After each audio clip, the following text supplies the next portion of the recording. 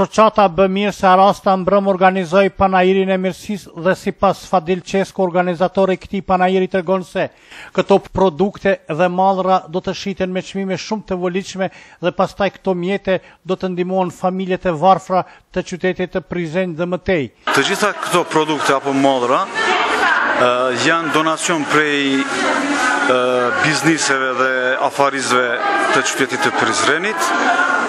Këto mallra do të shiten me çmime të volitshme dhe të gjitha këto mjete tani do të dedikohen aktiviteteve bamirëse të organizatës OJQ-s Arasta.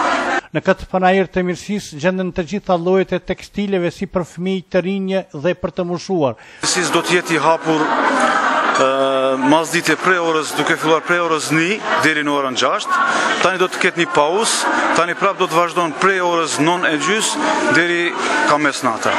Tani ka tekstil, veshmallje prej tekstilit për të rritun, për femra dhe për fëmijë. Kurse ai me këtë rast në emër të organizatës jo qeveritare Arasta ka falendëruar të gjithë këta donatorë të cilët kanë ndihmuar panajirin e mirësisë.